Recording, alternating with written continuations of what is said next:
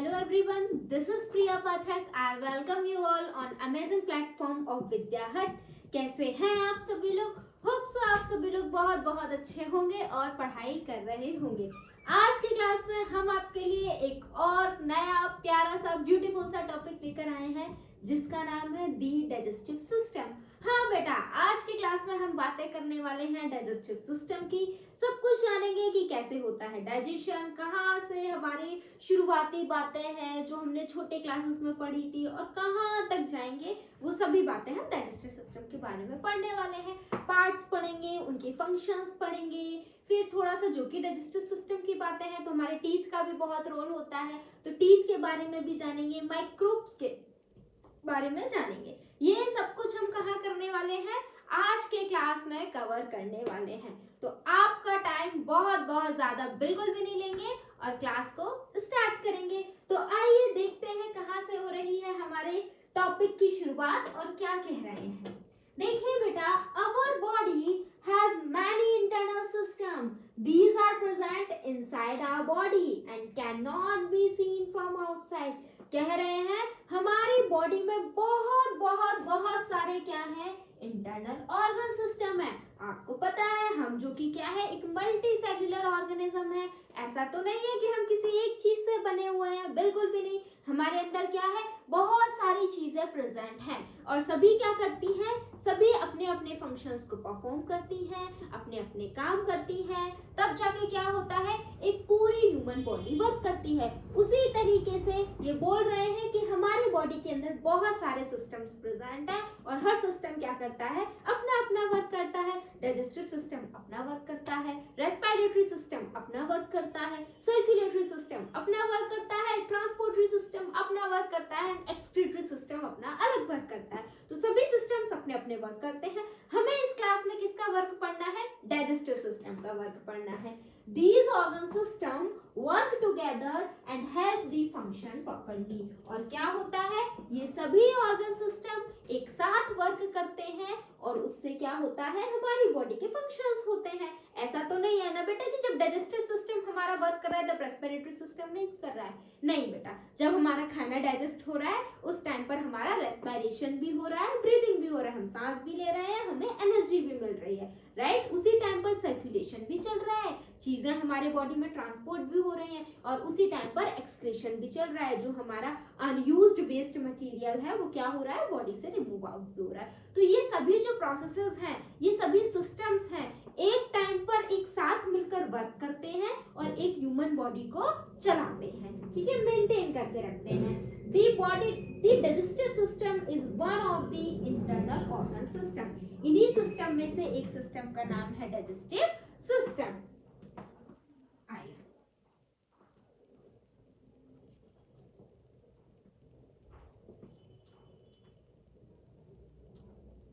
The food that we eat contains different nutrients. क्या कह रहे हैं, वो फूड जो हम खाते हैं उसमें क्या होते हैं, अलग अलग न्यूट्रिएंट्स होते हैं।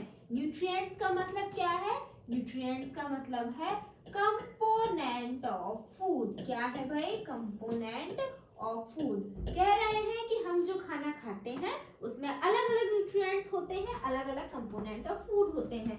जैसे कि बेटा हमारा प्रोटीन हो गया, हमारा कार्बोहाइड्रेट्स हो गया, है ना, हमारा कार्बोहाइड्रेट्स हो गया, फैट्स हो गया, विटामिन्स हो गया एंड देन मिनरल्स हो गया।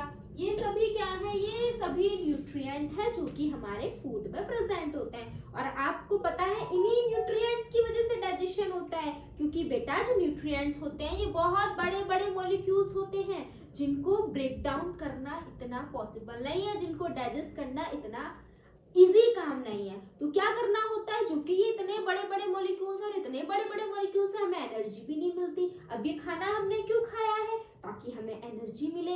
एनर्जी किससे मिलेगी, न्यूट्रिएंट से मिलेगी, लेकिन न्यूट्रिएंट्स तो बहुत बड़े बड़े हैं। तो हम क्या करेंगे, डाइजेशन की हेल्प से न्यूट्रिएंट्स को ब्रेक डाउन करेंगे।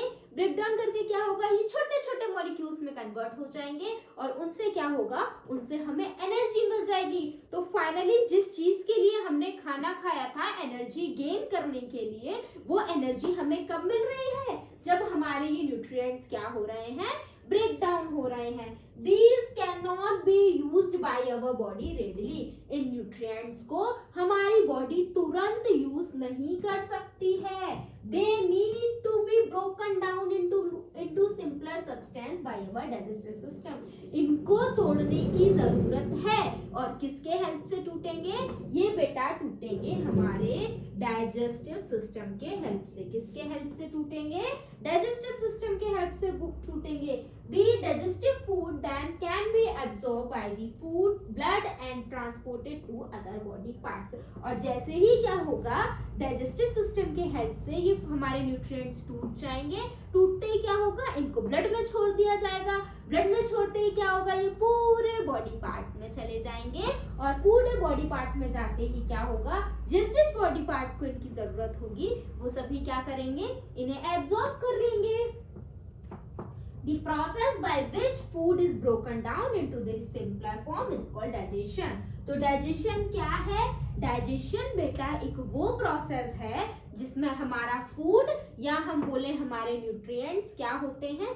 सिंपलर सब्सटेंस में ब्रेक डाउन होते हैं। डाइजेशन क्या है? डाइजेशन एक वो प्रोसेस है जिसमें हमारे जो फूड है वो क्या है? सिंपलर फॉर्म में ब्रेक डाउन होते हैं। चलिए आगे चलें।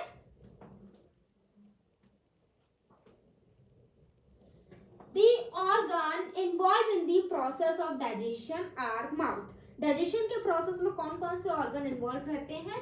सबसे पहले हमारा माउथ हो गया, एंड देन बेटा फूड पाइप हो गया जिसको हम इसोफेगस बुलाते हैं। फूड पाइप का दूसरा नाम होता है इसोफेगस। उसके बाद हमारा स्टमक हो गया, लिवर हो गया, गॉल ब्लैडर हो गया, pancreas, small intestine, large intestine and anus.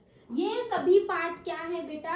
ये सभी पार्ट खाने को तोड़ने में हेल्प कराते हैं। मैम इतनी बार न्यूट्रिएंट्स टूटते हैं, मैम इतने बड़े होते हैं। बेटा होता क्या है, जैसे कि मान लो माउथ में हमारा स्टार्च ब्रेक डाउन हो गया है ना, हमारा जैसे कि स्टमक में जाके प्रोटीन ब्रेक डाउन हो गया।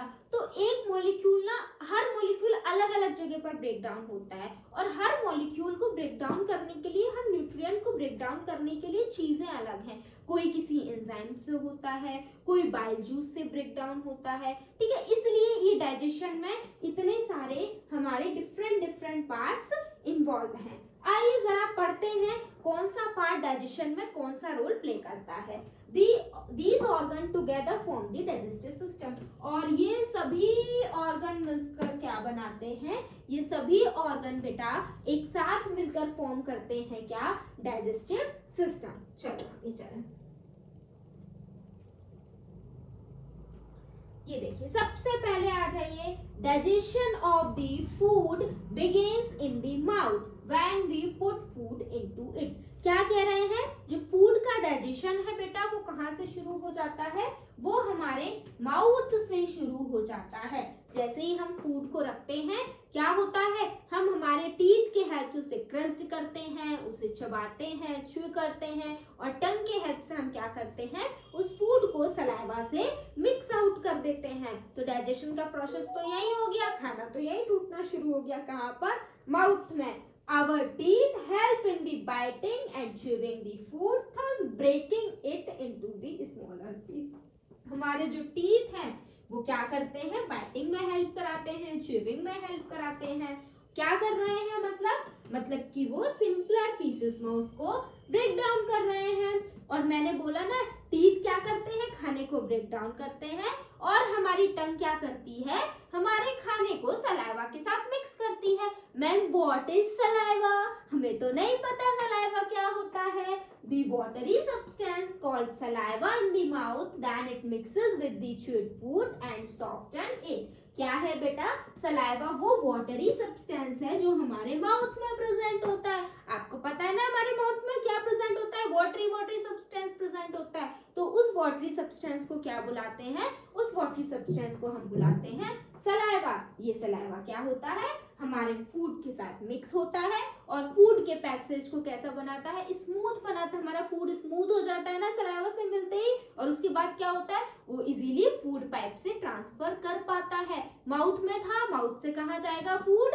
फूड पाइप में जाएगा, फूड पाइप से कहाँ जाएगा? स्टमक में जाएगा। अब जो कि हमारे खाने में सलाइवा मिल गया है तो हमारा फूड क्या होगा, इजीली माउथ से फूड पाइप के थ्रू स्टमक में जा पाएगा। चलिए आइए, The softened food is then swallowed। अब ये जो फूड जो सॉफ्ट हो चुका है इसको हम swallowed करते हैं, मतलब कि निकलते हैं। Our tongue helps to push food into the throat। और हमारी टंग क्या करती है, हमें हेल्प करती है हम फूड को क्या कर सके, थ्रॉट में पुश कर सके, धक्का मार सके। From the mouth food moves down through a thin long tubes like structure called food pipe। और माउथ से क्या होता है, ये जो फूड है ये एक thin long tube like structure में एंटर कर जाता है जिसे हम फूड पाइप बुलाते हैं। फूड पाइप का एक और नाम ईसोफेगस। क्या होता है बेटा फूड पाइप का एक और नाम, ईसोफेगस होता है। The food pipe is also known as esophagus। It connects the mouth to stomach। और ये फूड पाइप क्या कर रहा है, फूड पाइप माउथ को और स्टमक को कनेक्ट कर रहा है। आपने देखा ना, खाना पहले कहाँ था, माउथ में था। माउथ से क्या हुआ, वो हमारे फूड पाइप की हेल्प से स्टमक में पहुंच गया। तो क्या हम ये नहीं कह सकते हमारा जो फूड पाइप है वो माउथ को और स्टमक को क्या कर रहा है, कनेक्ट कर रहा है। आ जाइए, दी स्टमक। अब हमारी माउथ की बातें हो गई, माउथ में पता चल गया क्या क्या होता है। माउथ में हमारा खाना बाइट होता है, चूब होता है, सलाइवा के साथ मिक्स होता है। मिक्स क्यों होता है, ताकि वो सॉफ्ट हो सके। अब हम बात करते हैं किसकी, हमारे स्टमक की। स्टमक का क्या रोल होता है, फूड पाइप का भी रूल देख लिया। फूड पाइप का रोल क्या है कि वो हमारे माउथ को और स्टमक को कनेक्ट करता है। अब नेक्स्ट जो थर्ड पार्ट है डाइजेस्टिव सिस्टम का, दैट इज स्टमक, उसके बारे में हम पढ़ लेते हैं। The stomach is a large sac-like organ where the food is churned and broke down further into the simpler forms। क्या कह रहे हैं, स्टमक क्या है, स्टमक एक लार्ज सेक लाइक ऑर्गन है। ये आप देख पा रहे हैं, ये आपका स्टमक है जहाँ पे क्या होता है, जहाँ पर हमारा जो फूड है वो फर्दर सिंपलर फॉर्म में ब्रेक डाउन होता है। किसके हेल्प से ब्रेक डाउन होता है, माउथ में जो फूड है वो तो टीथ के हेल्प से ब्रेक डाउन हो रहा था। अब स्टमक में किसके हेल्प से ब्रेक डाउन होता है, स्टमक में बेटा हेल्प ब्रेक डाउन होता है डाइजेस्टिव जूसेस के हेल्प से। हमारे जो स्टमक की वॉल्स है ना बेटा, वो कुछ जूसेस को सीक्रेट करती हैं। उन जूस में क्या होता है, उन जूस में जो चीजें निकलती हैं वो क्या करती हैं, हमारे फूड को ब्रेक डाउन करा देती हैं। जैसे कि HCl फूड के ब्रेकडाउन में हेल्प कराता है। पेप्सिन नाम का एक एंजाइम होता है जो कि हमारे खाने में से प्रोटीन को तोड़ता है, ये भी डाइजेस्टिव जूस में ही निकलता है। और डाइजेस्टिव जूस में म्यूकस देखने के लिए मिलता है। म्यूकस क्या करता है, म्यूकस बेटा हमारे स्टमक को जो HCl प्रेजेंट है ना हमारे स्टमक में, उससे बचाता है। ठीक है, These juices mix with the food and break down the protein present in it। मैंने बताया ना ये जूस में क्या क्या प्रेजेंट होता है। इस जूस में बेटा मेरा प्रेजेंट होता है HCl, और क्या प्रेजेंट होता है, म्यूकस, और क्या प्रेजेंट होता है, पेप्सिन नाम का एंजाइम। ये पेप्सिन क्या करता है, प्रोटीन को ब्रेक डाउन करता है। ये HCl क्या करता है, ये HCl बेटा सही तरीके से पेप्सिन का टीचर है।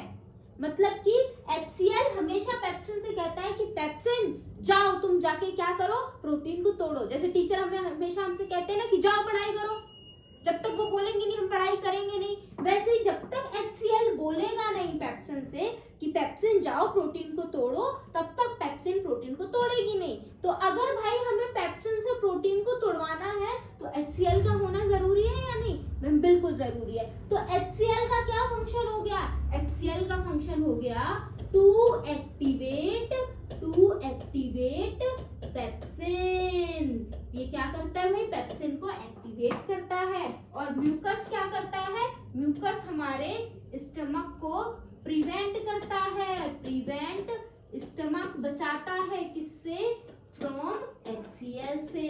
अब देखो बेटा HCl का हमारे स्टमक में होना जरूरी है क्योंकि HCl क्या कर रहा है, पेप्सिन से प्रोटीन को तोड़वा रहा है। लेकिन बेटा HCl है तो एक एसिड, तो वो हमारे स्टमक को नुकसान भी तो पहुंचा सकता है। तो उसके लिए हमारे स्टमक के पास म्यूकस है, जो कि म्यूकस प्रेजेंट है, इसलिए HCl नुकसान नहीं पहुंचा पाता है। तो स्टमक में क्या प्रेजेंट है, स्टमक में होता है डाइजेस्टिव जूस। डाइजेस्टिव जूस में क्या होता है, HCl। HCl क्या करता है, पेप्सिन को एक्टिवेट करता है, मतलब कि पेप्सिन से काम करवाता है। पेप्सिन क्या करता है, प्रोटीन को ब्रेक डाउन करता है। म्यूकस क्या करता है, हमारे HCl से स्टमक को बचाता है। स्टमक में समझ आया क्या क्या होता है। अब हम आगे चलते हैं, देखिए यही बात यहाँ पर लिखी हुई है। अब स्टमक में हमारा खाना टूट गया, अब खाना कहाँ जाएगा, अब जाएगा स्मॉल इंटेस्टाइन में। The food is moves into the small intestine. ठीक है, चलिए आगे चलते हैं। The small intestine is a long and thin coiled tube. Small intestine क्या है, जैसे वो large sac like structure था ना स्टमक, उसी तरीके से जो small intestine है ये क्या है, long और thin coiled tube है।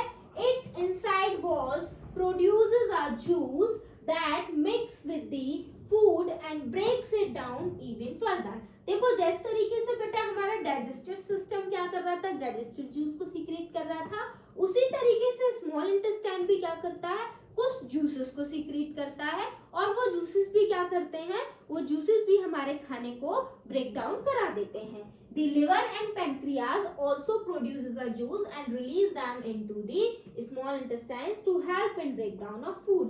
अब बेटा मैम आपने तो बोला था कि हमारे डाइजेशन में लिवर और पैंक्रियाज भी होता है, आपने तो उसका रोल बताया ही। बेटा आपको पता है लिवर और पैंक्रियाज ग्लैंड होते हैं, ग्लैंड में कभी भी खाना नहीं जाता है, तो मैम ये कैसे ब्रेक डाउन करते हैं, इनके पास तो खाना जाता ही नहीं है। बेटा इनके पास खाना नहीं जाता है, लेकिन ये कुछ ऐसे सब्सटेंस को सीक्रेट करते हैं जिससे क्या होता है, वो खाना स्मॉल इंटेस्टाइन में ही ब्रेक डाउन हो जाता है। मतलब कि उस खाने को देखना बेटा, पहले माउथ ने तोड़ा, फिर स्टमक ने तोड़ा, फिर स्मॉल इंटेस्टाइन में तोड़ा, फिर क्या हुआ, लिवर और पैंक्रियाज ने अपनी सिक्रीशन, अपने सब्सटेंस को सीक्रेट किया कहां पर, स्मॉल इंटेस्टाइन में, तो इनके वजह से भी खाना स्मॉल इंटेस्टाइन में टूटा। अब लिवर और पैंक्रियाज के पास तो खाना जाता नहीं क्योंकि ये ग्लैंड्स हैं, याद रखना ग्लैंड्स के पास कभी खाना नहीं जाता है। ग्लैंड्स क्या करती हैं, अपनी कुछ चीजें सीक्रेट करती हैं, और जहां सीक्रेट करती हैं वहीं वो खाने को डाइजेस्ट करा देती हैं। तो ये भी खाने को तोड़ेंगी, क्या होगा, फाइनली हमारा फूड यहाँ पर ब्रेक डाउन हो जाएगा। जितना भी फूड ब्रेक डाउन होना होता है बेटा वो स्मॉल इंटेस्टाइन में ही ब्रेक डाउन हो जाता है। स्मॉल इंटेस्टाइन के बाद फर्दर फूड का डाइजेशन नहीं होता है। The liver produces a bile, और लिवर कैसे तोड़ता है फूड को, कैसे हेल्प कराता है बेटा, लिवर स्मॉल इंटेस्टाइन के अंदर एक बाइल जूस नाम के सब्सटेंस को सीक्रेट करता है, और ये सब्सटेंस क्या करता है, ये सब्सटेंस फूड को ब्रेक डाउन करा देता है। It helps in the digestion of food, और ये बाइल क्या करता है, फैट का डाइजेशन कराता है। जैसे अभी आपने देखा स्टमक में प्रोटीन डाइजेस्ट हो रहा था, प्रोटीन टूट रहा था, उसी तरीके से स्मॉल इंटेस्टाइन में क्या टूट रहा है, फैट टूट रहा है। The juice secreted by the liver is stored in the gall bladder, और ये जो जूस, बाइल जूस मतलब कि जो लिवर ने सीक्रेट किया है ना, ये बाइल जूस स्टोर्ड कहाँ रहता है, तो याद रखना ये बाइल जूस गॉल ब्लैडर में स्टोर्ड रहता है। कहाँ स्टोर्ड रहता है, गॉल ब्लैडर में स्टोर्ड रहता है। यही बात मैंने बताई ना कि कंप्लीट हो जाता है, वही लिखा हुआ है। The process of digestion is complete here. Small intestine में जो डाइजेशन का प्रोसेस है वो कंप्लीट हो जाता है। The blood vessels in the small intestine absorb the digestive food and carry it to all parts of the body. क्या कह रहे हैं, वो ब्लड वेसल्स जो स्मॉल इंटेस्टाइन में प्रेजेंट है वो क्या करती हैं, वो बेटा जी जो डाइजेस्टिव फूड है उसको एब्जॉर्ब कर लेती हैं।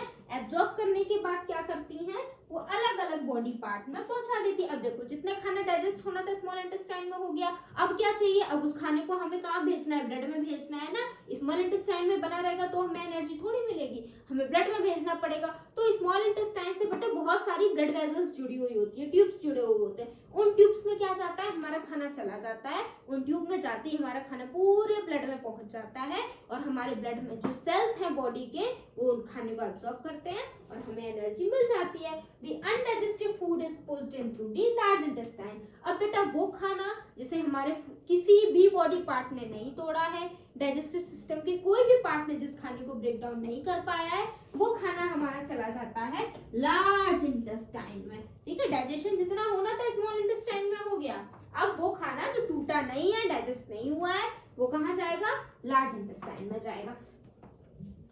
Minerals and extra water are absorbed by the blood vessels in the walls of the large intestine. देखना बेटा हमारी बॉडी कुछ नहीं छोड़ती, हमने खाना तो छोड़ा ही नहीं, जितना हमारे मतलब की चीज थी सब तोड़ दी, सबसे एनर्जी ले ली। अब थोड़ा बहुत लार्ज इंटेस्टाइन में वेस्ट प्रोडक्ट के साथ पानी चला गया, तो हमारी जो लार्ज इंटेस्टाइन है ये क्या करती है बेटा, खाने में से मिनरल्स और एक्स्ट्रा वाटर को भी एब्जॉर्ब कर लेती है। कुछ भी फालतू नहीं जाना चाहिए हमारी बॉडी से, अगर बॉडी में गया है तो हमारी बॉडी उसको यूज कर ले। तो ये जो वेस्ट प्रोडक्ट जैसे ही लार्ज इंटेस्टाइन में जाएंगे तो उन वेस्ट प्रोडक्ट में लार्ज इंटेस्टाइन ढूंढती है मतलब की चीज क्या है। जैसे उसे दिखता है अरे यहाँ पे तो अभी पानी बचा है, यहाँ पे तो अभी मिनरल्स बचे हैं, तो ये लार्ज इंटेस्टाइन क्या करती है, उस वेस्ट प्रोडक्ट में से, अनडाइजेस्टिव फूड में से क्या करती है, वाटर को और मिनरल्स को एब्जॉर्ब कर लेती है। These semi-solid feces are removed from the body through the opening called the anus। और एनस की हेल्प से क्या होता है, जो हमारा अनडाइजेस्टेड फूड है वो बॉडी से रिमूव आउट हो जाता है।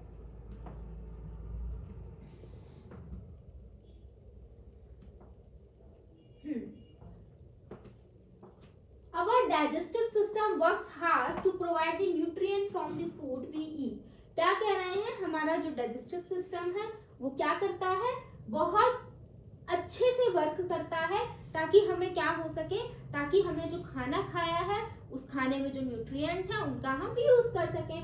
To help it function properly we must follow some healthy habits. अब जो कि ये इतना सारा काम कर रहा है, इतने बार खाने को तोड़ रहा है, तब हमें एनर्जी जाके मिल रही है, तो ये हमारी रिस्पॉन्सिबिलिटी बनती है कि हम हमारे डाइजेस्टिव सिस्टम को हेल्दी रखें, उसको कोई नुकसान ना पहुंचाएं, ताकि जितना फूड डाइजेस्ट हो सकता है उतना फूड क्या हो जाए बेटा, डाइजेस्ट हो जाए। तो अभी वो हेल्दी हैबिट्स बता रहे हैं कि कैसे हमारा जो फूड है वो ज्यादा से ज्यादा क्या हो जाए, अच्छे से डाइजेस्ट हो और हमारा डाइजेस्टिव सिस्टम क्या रहे, हेल्दी रहे। Drink a lot of water to remove the waste product from the body. हमें क्या करना चाहिए बेटा, हमें ज्यादा से ज्यादा पानी पीना चाहिए ताकि जो वेस्ट प्रोडक्ट है वो हमारी बॉडी से इजीली रिमूव हो जाए।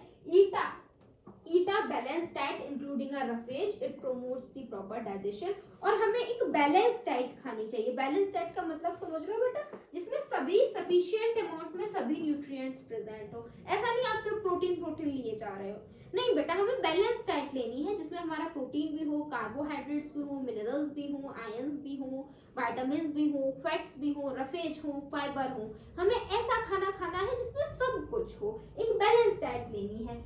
It promotes the proper digestion. और जब हम एक बैलेंस डाइट लेंगे तो हमारा डाइजेशन बहुत अच्छा होगा। Eat small proportion of meal at a regular interval time, do not overeat. और हमें क्या करना है बेटा, ऐसा नहीं है मैम आपने बोला है कि अच्छे से खाना है तो हम बहुत खाए जा रहे हैं, है ना, ऐसे नहीं करना है। कम टाइम में थोड़ा थोड़ा खाना खाते रहना है। ऐसा नहीं है कि एक बार में बहुत सारा खा लिया अब सीधे शाम को खा रहे हैं, ये गलत है। थोड़ा खाइए, कम टाइम में खाइए और थोड़ी देर बाद फिर खाइए, ऐसे करके हमें खाना चाहिए। Wash hand properly before and after every meal. हमें हमेशा खाने से पहले, खाने के बाद क्या करना है, हमारे हैंड्स को वॉश करना है। क्यों करना है, क्योंकि बेटा हो सकता है हमारे हैंड्स में क्या हो, बहुत सारे जर्म्स हो, तो हम जब खाना खा रहे हैं हमारे खाने के साथ क्या चले जाएं, वो जर्म्स चले जाएं, जिससे क्या हो जाए, वो खाना जितना हमें एनर्जी प्रोवाइड कर रहा था, अब जो कि हमारे खाने में जर्म्स भी मिक्स हो गए हैं तो उतनी एनर्जी हमें उससे नहीं मिलेगी। Chew the food properly before swallowing it. स्वलो करने से पहले हमें फूड को बहुत अच्छे से क्या करना है, चबाना है, ताकि उसका फर्दर जो स्टमक में डाइजेशन है वो बहुत अच्छा हो।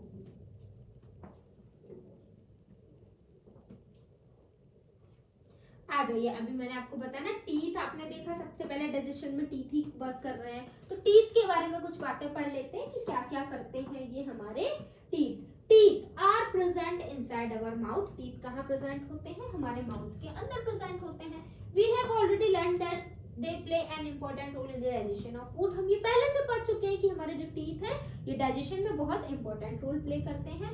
दे help us to bite, chew and chew the food. ये किस में हेल्प करते हैं, ये फूड को चबाने में, फूड को बाइट करने में हेल्प कराते हैं। Beside this they give the shape to our mouth and also help us to speak clearly. और सिर्फ मैम टीथ का यही काम होता है, खाने को चबाना, खाने को तोड़ना, और कोई काम नहीं होता? नहीं बेटा, होता है ना। ये हमारे माउथ को एक शेप देते हैं, प्लस ये हमें क्लियरली बोलने में हेल्प कराते हैं, है ना। हम जो प्रॉपर बोल पा रहे हैं, क्लैरिटी के साथ बोल पा रहे हैं, वो किसकी वजह से, टीथ की वजह से बोल पाते हैं।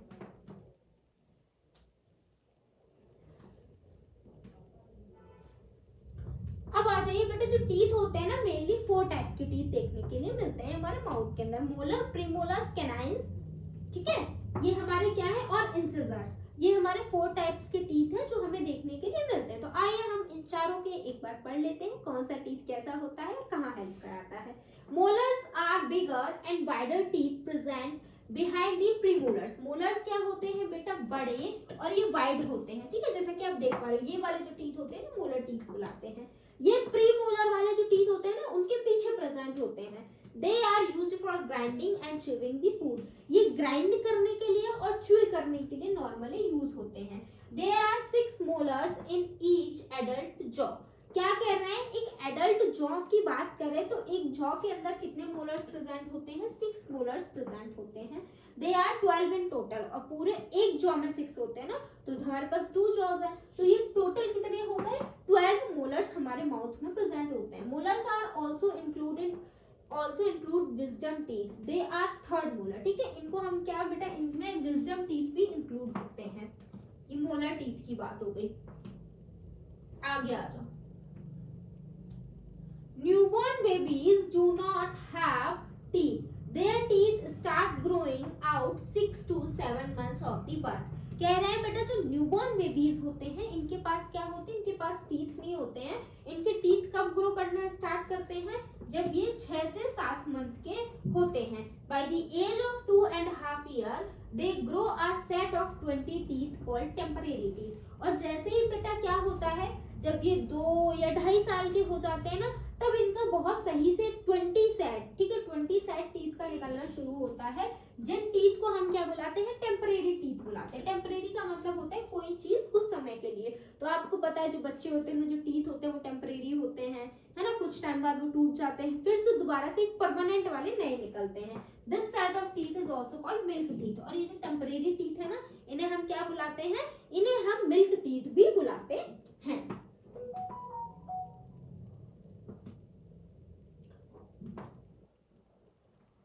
At about 6 to 7 years of age, temporary teeth start falling one after the other. क्या कह रहे हैं, जैसे ही बच्चा क्या होता है बेटा 6 to 7 years का एज का होता है, जो टेम्परेरी टीथ है ये क्या होते हैं, टूटना स्टार्ट हो जाते हैं। To take their place a new set of teeth called permanent teeth start growing. अब ये जो टेम्परेरी टीथ टूट गए हैं, इनकी जगह पर क्या होता है, एक और टीथ नए निकल कर आते हैं, जिन्हें हम क्या बुलाते हैं, जिन्हें हम बुलाते हैं permanent teeth. This set has 14 teeth each in upper and lower jaw. क्या कह रहे हैं, इसमें क्या होता है, इसमें बेटा 14 टीथ होते हैं अपर और लोअर दोनों ही जॉ में। These make the 28 teeth in total. और टोटल कितने हो जाते हैं, इस तरीके से टोटल हो जाते हैं 28 permanent teeth. By the age of 25, 4 more teeth called wisdom teeth grow at back of the 2 jaws. और जैसे ही हम क्या होते हैं 25 एबव के होते हैं, 4 और टीथ निकलते हैं। अभी तक देखो हम 25 से कम के हैं तो हमारे पास 28 टीथ हैं। जैसे ही हम 25 की एज को क्रॉस करते हैं, हमारे माउथ में क्या होता है, 4 और टीथ ग्रो करते हैं, जिन्हें हम क्या बुलाते हैं, विजडम टीथ बुलाते हैं। This completes the set of 32 teeth in the adult. और इस तरीके से क्या होता है, एक एडल्ट के अंदर कितने टीथ होते हैं, 32 टीथ देखने के लिए मिलते हैं।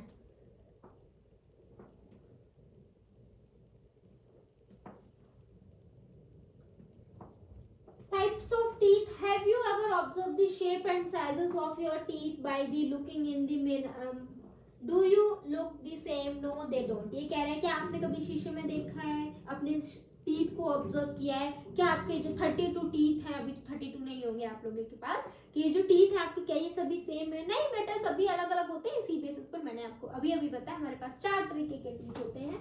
Based on the shape, size and function they perform, and adults teeth are divided into incisors, canines, premolars and molar. किसके बेसिस पर, शेप के बेसिस पर, साइज के बेसिस पर और फंक्शंस के बेसिस पर हमारे जो टीथ है वो कितने टाइप्स के होते हैं, 4 टाइप्स के होते हैं। इंसिजर्स की अगर बात करें तो ये क्या होते हैं, ये फ्रंट टीथ होते हैं, जो आगे वाले टीथ होते हैं, with flat surface and straight edge. इनका सरफेस कैसा होता है, फ्लैट होता है, और इनकी एज कैसी होती है, स्ट्रेट होती है। Each jaw of an adult has 4 incisors. कितने incisors होते हैं एक adult के अंदर, तो बेटा 4 incisors वाले टीथ देखने के लिए मिलते हैं। They are 8 in total and are used for biting. एक जॉ में 4 होते हैं बेटा, वन जॉ में 4 होते हैं और दूसरे में 4 होते हैं, तो टोटल कितने होते हैं? टोटल 8 इंसिजर्स हमारे पास यूज होते हैं। ये किस में हेल्प करते हैं? बाइट करने में हेल्प करते हैं। Herbivorous animals have sharp incisors to bite, cut leaves and grass and fruit. क्या कह रहे हैं? जो हर्बिवोरस एनिमल्स होते हैं, हर्बिवोरस कौन से एनिमल्स होते हैं? वो एनिमल्स जो सिर्फ और सिर्फ ग्रास खाते हैं। ये कह रहे हैं हर्बिवोरस एनिमल्स के पास जो इंसिजर्स होते हैं ये बहुत ज्यादा शार्प होते हैं। क्यों होते हैं? क्योंकि बेटा इनको ग्रास खानी है, इनको फ्रूट खानी है, इनको वेजिटेबल्स खानी है, उसको बाइट करना है, इस वजह से इनके पास क्या होते हैं? बहुत ज्यादा शार्प इंसिजर्स देखने के लिए मिलते हैं। कितने इंसिजर्स होते हैं? 8 इंसिजर्स होते हैं। वन जॉ में 4 इंसिजर्स होते हैं।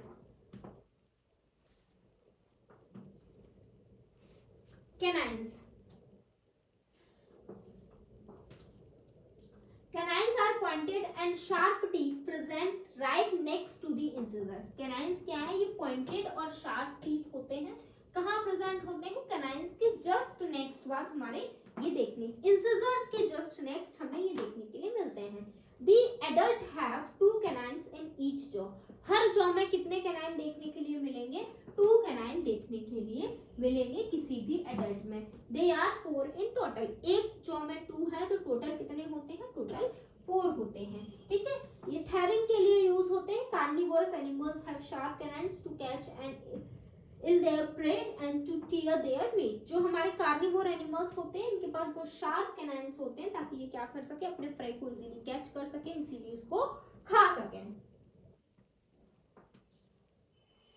Premolars are the flat and broad teeth present next to the canine. Premolars क्या होते हैं? ये फ्लैट और ब्रॉड के थोड़े से चौड़े टीथ होते हैं जो कि हमारे कैनाइन के जस्ट बाद प्रेजेंट होते हैं। The adult have 8 premolars in total.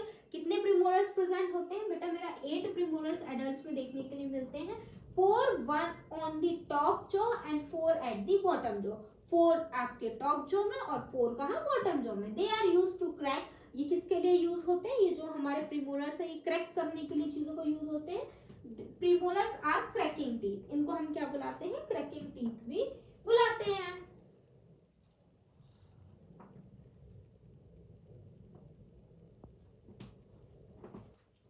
उसके बाद क्या है बेटे? Tooth and it part. जो हमारे टूथ की बातें कर रहे हैं, tooth is divided into 2 parts, crown and root. जो बेटे टूथ है उनको कितने पार्ट में डिवाइड किया है? 2 पार्ट में डिवाइड किया है, क्राउन और रूट। कितने पार्ट होते हैं टूथ के? 2, क्राउन और root. The part of the tooth that we can see called the crown. वो पार्ट बेटा जिसे हम इजीली देख पाते हैं टीथ के, उसे हम क्या बुलाते हैं? क्राउन।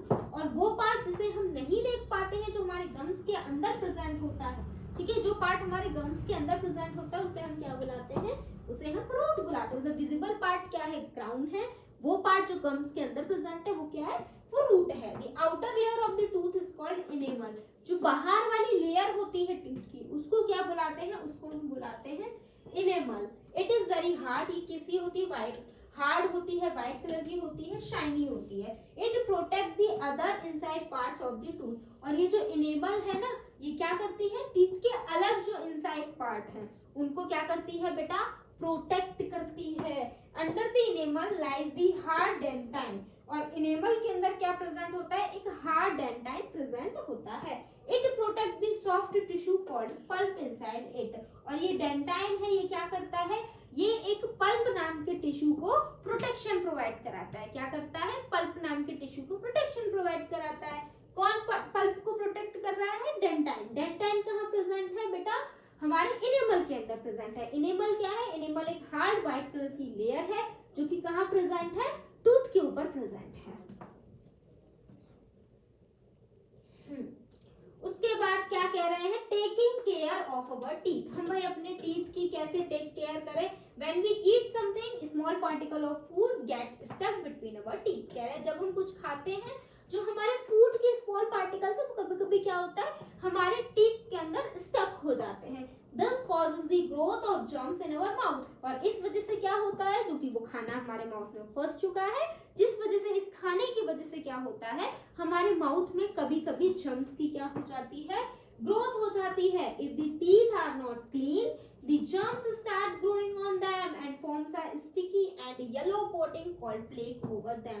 अगर हम क्या करेंगे बेटा, अगर हम वो टीथ जिसमें हमारा खाना स्टक है उसको हम ढंग से क्लीन नहीं करेंगे तो हमारे टीथ के ऊपर एक येलो कलर की स्टिकी सी लेयर आ जाएगी, जिसे हम क्या बुलाते हैं, जिसे हम बुलाते हैं plaque. This may lead to a hole or cavity in the tooth. और इस प्लेग की वजह से क्या हो सकता है, हमारे माउथ में होल हो सकता है या फिर क्या हो सकती है, कैविटी लग सकती है.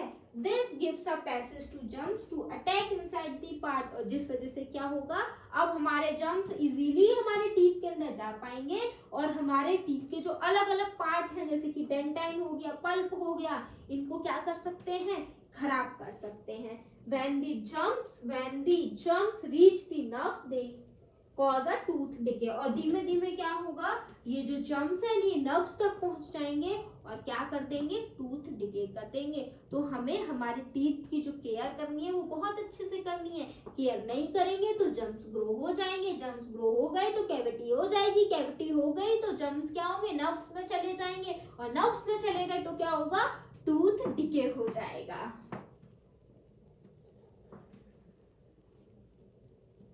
अब आ जाइए माइक्रोब्स के बारे में और पढ़ लेते हैं. क्या कह रहे हैं, while studying about caring of our teeth we have learned about germs. जब हम क्या पढ़ रहे थे, जब हम ये देख रहे थे कि हमें क्या करना है, हमें हमारे टीथ को बहुत अच्छे से केयर करनी है. क्यों, क्योंकि जर्म्स ग्रो कर सकते हैं. ठीक है. What are the germs? Are the very small living things that can cause infections and disease. तो बेटा पता है, जब हमने ये देखा कि जर्म्स क्या करते हैं, टीथ खराब कर रहे हैं, हमें बीमारियां कॉज कर रहे हैं, तो हमारे दिमाग में एक इमेज बन जाती है कि ये जो माइक्रोब्स हैं, ये जर्म्स हैं, ये हमेशा क्या होते हैं, खराब भी होते हैं, हमें कभी ये हेल्पफुल नहीं होते, ये हमेशा हमारा नुकसान ही करते हैं. लेकिन बेटा ऐसा बिल्कुल नहीं होता है. बहुत सारे जर्म्स क्या होते हैं, हमारे यूज में भी आते हैं. हाँ, ये बात सही है, जो माइक्रोब्स हैं वो ज्यादातर हमें डिजीज कॉज कराते हैं, इन्फेक्शंस करा देते हैं, लेकिन बहुत सारे माइक्रोब्स बेटा जी यूजफुल भी होते हैं और उनका होना बहुत ज्यादा जरूरी है. वही बात करने आ रहे हैं. They are harmful to us. हमें पता है ये जो माइक्रोब्स होते हैं ये हार्मफुल होते हैं. The very small living things that can be observed only under a microscope are called microbes or microorganisms. Ma'am पहले ये तो बता दीजिए, आपने ये बता दिया जो माइक्रोऑर्गेनिज्म होते हैं ये हार्मफुल भी हो सकते हैं, ये यूजफुल भी हो सकते हैं, लेकिन हाँ मैम माइक्रोब्स होता क्या है, कुछ नहीं है. माइक्रोब एक स्मॉल लिविंग थिंग है जो कि हम जिस लिविंग इतनी स्मॉल है जिसे हम हमारी आंखों से नहीं देख सकते, उसे देखने के लिए, उसे ऑब्जर्व करने के लिए हमें किसकी जरूरत पड़ेगी, माइक्रोस्कोप की जरूरत पड़ेगी. इसी लिविंग थिंग को जो कि इतनी छोटी है जिसे देखने के लिए हमें माइक्रोस्कोप की जरूरत पड़ रही है, इसे ही हम क्या बुलाते हैं, माइक्रो ऑर्गेनिज्म बुलाते हैं. और ये माइक्रो ऑर्गेनिज्म हार्मफुल भी हो सकते हैं, ये माइक्रो ऑर्गेनिजम्स यूजफुल भी हो सकते हैं. They can not be seen with our naked eyes. इन्हें हम हमारी आंखों से नहीं देख सकते. Some microbes are useful while some other are harmful. They are present everywhere and grow only when they get suitable environment for their growth. Bacteria, virus, fungi and protozoa are the four main types of microbes. कह रहे हैं कि जो microbes हैं ये हर जगह present होते हैं और कहीं भी ग्रो कर जाते हैं जब इनकी फेवरेबल कंडीशन होती है. ज्यादातर कौन कौन से माइक्रोब्स हमारे आसपास देखने के लिए मिलते हैं, बैक्टीरिया हो गए, वायरसेस हो गए, फंजाई हो गए, प्रोटोजोआ हो गए. ये 4 टाइप्स के माइक्रोब्स हैं जो हमारे आसपास देखने के लिए मिलते हैं. ये 4 हार्मफुल भी हो सकते हैं, ये 4 यूजफुल भी हो सकते हैं. यूजफुल ऑफ सम माइक्रोब्स देख लेते हैं. Some bacterias are used to make curd. कई बैक्टीरियाज को बेटा हम कर्ड बनाने में, दैट इज दही को बनाने में यूज करते हैं. कौन से बैक्टीरिया को यूज करते हैं, लैक्टोबैसिलस को. लैक्टोबैसिलस नाम के बैक्टीरिया को हम क्या करते हैं, कर्ड बनाने में यूज करते हैं. तो यूज हो गया ना माइक्रोब का. Bacteria present in our stomach help the digest food. आपको पता है हमारे स्टमक में बैक्टीरिया प्रेजेंट हैं, राइट. वो क्या करता है, वो फूड को डाइजेस्ट कराने में हेल्प करता है. Bacteria called yeast are used in making bread.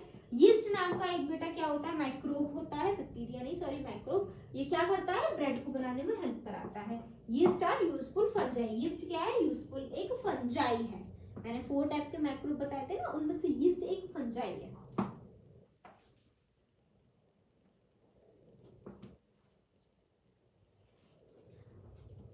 Harmful microbes are called called germs, और वो माइक्रोब्स जो क्या कर सकते हैं, हमें नुकसान पहुंचा सकते हैं, उन्हें हम क्या बुलाते हैं, germs. They have the ability to cause infection and disease, और ये जर्म्स क्या करते हैं, ये इन्फेक्शन कर देते हैं या हमें कोई डिजीज, कोई बीमारी कर देते हैं। डिजीज कौन कौन सी, लाइक टाइफाइड ले लो, ट्यूबरक्लोसिस ले लो, है ना, निमोनिया ले लो, ये सभी डिजीज किससे होती है, बैक्टीरिया से होती है। Disease like common cold, flu, chicken pox and polio are caused by viruses. Common cold हो गई, फ्लू हो गया, चिकन पॉक्स हो गई, पोलियो, ये किससे होती है, ये बैक्टीरिया से होती है।